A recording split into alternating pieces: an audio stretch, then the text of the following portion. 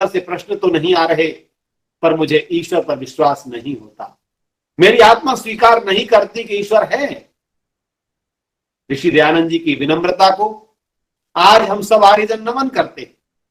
ऋषि दयानंद जी के उस उत्तर को आज हम सब विनम्रता के साथ ऐसी अपने जीवन में धारण करने का संकल्प ले सकते हैं।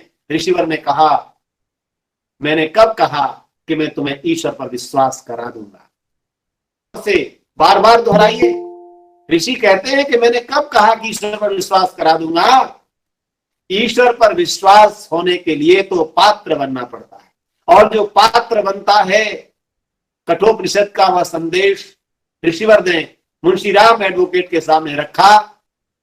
नायम आत्मा प्रवचनेन लभ्य न मेधया न बहुश्रुतेन यम एव एष वृणुते तेन लभ्य। बंधुओं, माताओं, सज्जनों, ऋषिवर देव दयानंद की विनम्रता के उदाहरण सुनाऊंगा तो आज समय बहुत कम पड़ेगा, लेकिन एक उदाहरण मात्र से आप समझ जाइए। ऋषि ने कभी दंभ नहीं पैदा किया, अपने अंदर कभी अभिमान को आस भी नहीं फटकने दिया। कहते हैं कि ईश्वर पर विश्वास केवल प्रवचन से नहीं होता, प्रवचन सुनने से भी नहीं होता, बहुत मेधावी होने से भी नहीं होता। यह तो वह वरुण है जिस वरुण का वर्ण आत्मा करता है, और उस आत्मा का पात्र, आत्मा का वर्ण वह वरुण करता है। वृणोति भक्तान व्रियते वा भक्तै।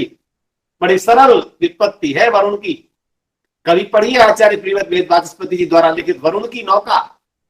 मैं आपको प्रसंग के साथ बातों को निवेदन कर रहा हूं। स्वाध्याय की प्रवृत्ति को बनाइए।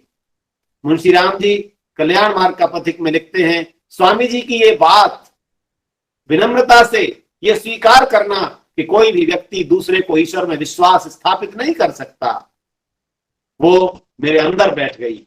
और निश्चित रूप से एक समय ऐसा आया कि मुझे स्वतः ईश्वर पर अटूट विश्वास हुआ, और वह अटूट विश्वास उनके वरुण के साथ भक्ति का प्रतीक है।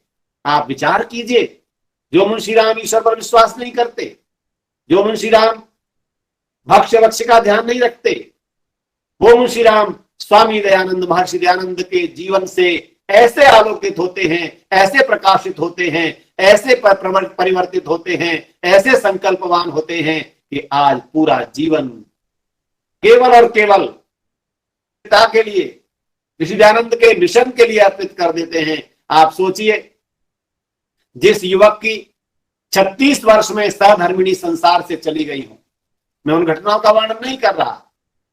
जब तक वो ऋषि के संपर्क में नहीं आए थे, वो श्रीदेव जी को भी अपना गुरु मानते हैं। लिखते हैं श्रीदेवी जी के लिए, अपनी धर्म पत्नी जी के लिए, कि जिस दिन रात भर वो मेरी प्रतीक्षा में भोजन न करते हुए प्रतीक्षा करती रही, और मैं दूसरे दोस्तों के साथ शराब आदि में मस्त होता रहा, और मैं चौथे पहर में रात्रि में घर पहुंचा,